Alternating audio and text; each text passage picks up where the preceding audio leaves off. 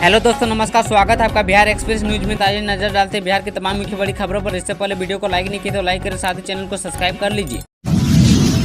पवन सिंह की तबीयत खराब होते ही पत्नी ज्योति सिंह ने संभाली चुनाव प्रचार की कमान। भोजपुरी फिल्मों के पावर स्टार पवन सिंह के लोकसभा चुनाव लड़ने के फैसले ने उनकी पारिवारिक जिंदगी पर भी प्रभाव डाला है। जहां पिछले कुछ सालों में पवन सिंह और उनकी पत्नी के रिश्ते नाजुक दौर से गुजर रहे थे और दोनों तलाक लेना चाहते थे, वहीं चुनाव के कारण अब दोनों फिर साथ आ गए हैं, जो उनके फैंस के लिए बड़ा तोहफा है। अब स्थिति यह है कि पवन सिंह के साथ उनकी पत्नी ज्योति न सिर्फ साथ नजर आ रही है, बल्कि वह खुद चुनाव प्रचार के लिए घूमती हुई नजर आ रही है। काराकाट लोकसभा से निर्दलीय प्रत्याशी पवन सिंह के समर्थन में उनकी पत्नी ने सोमवार को काराकाट प्रखंड के दर्जनों गाँवों में अपने पति के लिए वोट मांगा है। पवन सिंह का अचानक तबीयत खराब होने के बाद उनकी पत्नी चुनावी मैदान में आई है। उन्होंने सभी गांव में गली गली पैदल घूमकर अपने पति पवन सिंह के लिए वोट मांगा है और 1 जून को उनके चुनाव चिन्ह कैंची छाप पर मतदान करने की अपील की है।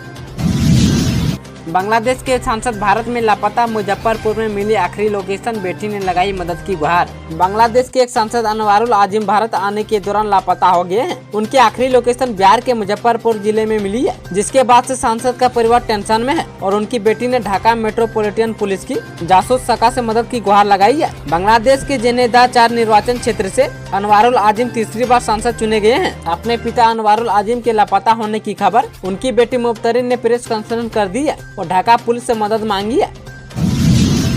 कर्मचारियों को मिली बड़ी खुशखबरी, स्टेट को मिलेंगे 2,18,000 रुपये। केंद्र सरकार केंद्र कर्मचारियों के हित में बहुत जल्द एक बड़ा फैसला लेने वाली है। काफी लंबे समय से विलंबित प्रस्ताव को केंद्र सरकार जल्दी हरी झंडी दिखाने वाली है। इस प्रस्ताव के पारित होते ही केंद्र कर्मचारियों के खाते में 2 लाख तक का अमाउंट आ जाएगा। केंद्र कर्मचारियों को अब तक 18 महीने का डीए एरियर का बकाया नहीं मिला है, जिसको देखते हुए केंद्र सरकार जल्दी बड़ी निर्णय लेने वाली है। पाठकों की जानकारी के लिए बता दें कि केंद्र सरकार केंद्र कर्मचारियों को जल्द ही 18 महीने के डीए एरियर का भुगतान करने वाली है। इस फैसले से करीबन 1 करोड़ केंद्र कर्मचारियों को फायदा होगा।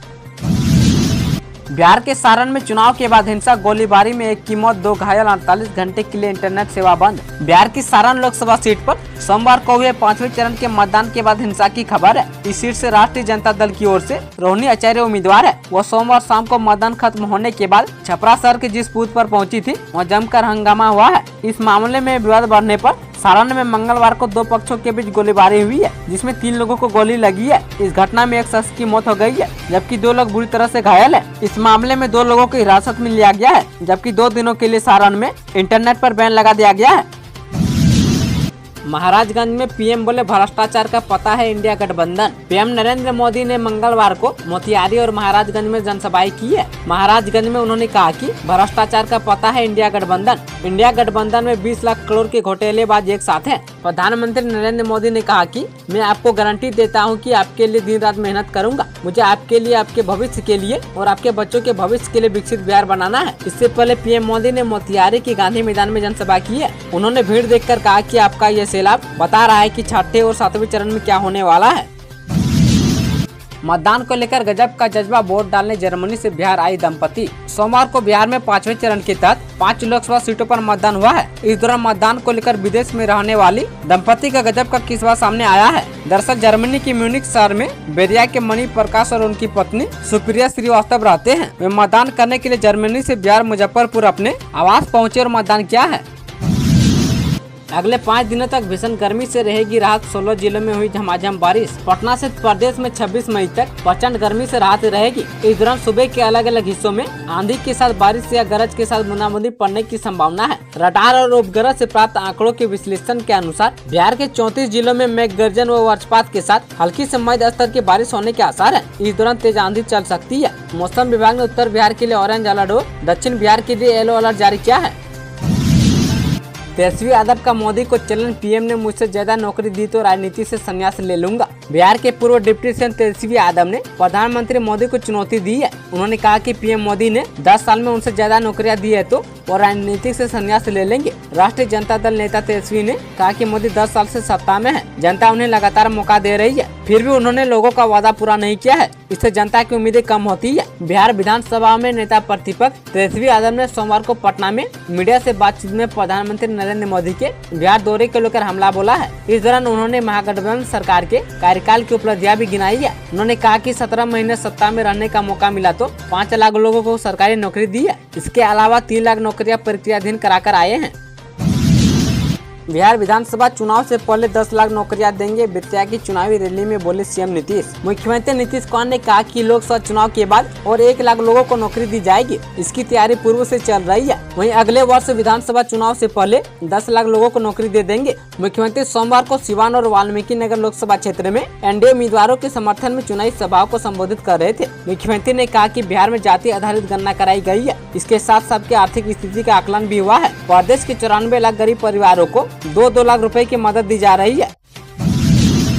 काम की बात तो करते नहीं, सिर्फ मुझे और लालू यादव को गाली देने बिहार आते हैं। बिहार के पूर्व डिप्टी सीएम और आरजेडी नेता तेजस्वी यादव ने प्रधानमंत्री नरेंद्र मोदी पर पलटवार किया है। तेजस्वी यादव ने कहा कि पीएम काम की बात तो करते नहीं है, सिर्फ मुझे और आरजेडी अध्यक्ष लालू यादव को गाली देने बिहार आते हैं। दरअसल मोतिहारी में चुनावी रैली के दौरान कहा कि मैंने सुना है कि यहाँ कोई घूम घूम कर कह रहा है कि 4 जून के बाद मोदी को बेड रेस्ट देगा। मेरी तो ये कामना है कि देश के किसी भी नागरिक को बेड रेस्ट की जरूरत न पड़े। आरा में दिन दहाड़े बालू कारोबारी की गोली मारकर हत्या, इलाके में दस्तक, जांच में जुटी पुलिस। आरा के नगर थाना क्षेत्र के माझो बांध के पास मंगलवार की सुबह एक युवक की गोली मारकर हत्या कर दी गई है। मृतक की पहचान 26 वर्षीय प्रिंस सिंह के रूप में की गई है, जो बड़हारा के सीना थाना क्षेत्र के कुदरिया गाँव का रहने वाला था। मृतक पेशे से बालू कारोबारी था और जमीन की खरीद बिक्री का काम भी करता था। आशंका जताई जा रही है कि जमीन विवाद में हत्या की गई है। इधर घटना की जानकारी मिलने के बाद पुलिस मौके पर पहुंची और शव को अपने कब्जे में लेकर पोस्टमार्टम के लिए सदर अस्पताल भेज दिया है। पोस्टमार्टम के दौरान मृतक के शरीर से एक गोली बरामद हुई है। वहीं मृतक की जेब से भी पुलिस को 3 गोलियां मिली है। पुलिस मामले की जांच में जुटी है और घटना के बारे में परिजनों से पूछताछ की गई है। फिलहाल आरोपितों की तलाश जारी है। स्कूल जा रही शिक्षिका की चाकू गोदकर हत्या। बिहार के कटिहार जिले में स्कूल जाने के दौरान एक महिला टीचर के बेरहमी से हत्या कर दी गई है। वारदात प्राणपुर थाना इलाके में धरन पंचायत के पकड़िया गांव में प्राइमरी स्कूल से 50 मीटर की दूरी पर मंगलवार की सुबह हुई है। मृतक की पहचान 30 वर्षीय यशोदा देवी के रूप में हुई है, जो पकड़िया स्कूल में टोला सेवक शिक्षिका के पद पर तैनात थे। यशोदा की पहले चाकू गोदकर हत्या की गई है। इसके बाद शव को पेट्रोल डालकर जला दिया गया है। फिलहाल पुलिस मामले की छानबीन कर रही है। बिहार में बढ़ गई जमीनों की रजिस्ट्री। बिहार में सुप्रीम कोर्ट के आदेश के बाद जमीनों की रजिस्ट्री बढ़ गई है। न्यायालय के आदेश के बाद पश्चिम चंपारण में पहले ही दिन 154 भू दस्तावेजों का निबंधन हुआ है। वहीं बेतिया जिला अवर निबंधन कार्यालय में 106 स्लॉट की बुकिंग कराई गई है। जमीन की निबंधन करने में शतक लगाया है। बिहार में बीपीएससी पास इन शिक्षकों की जाएगी नौकरी, शिक्षा विभाग का बड़ा एक्शन। बिहार शिक्षा विभाग में जब से के पाठक आए हैं तब से अलग अलग आदेश से हड़कंप मचा है। ताजा मामला औरंगाबाद से सामने आया है, जहां उच्च न्यायालय के आदेश पर टर्म 1 और टर्म 2 के तहत बहाल हुए बिहार के बाहर के शिक्षकों की नौकरी खतरे में आ गई है। इससे संबंधित एक पत्र सोमवार को औरंगाबाद डीपीओ स्थापना की ओर से जारी की गई है। जिला शिक्षा पदाधिकारी औरंगाबाद की ओर से जिन 10 शिक्षकों को स्पष्टीकरण का पत्र निर्गत किया गया है, उनके प्राप्तांक सीटीआई में 90 नंबर से कम है, जिनकी नौकरी खतरे में है।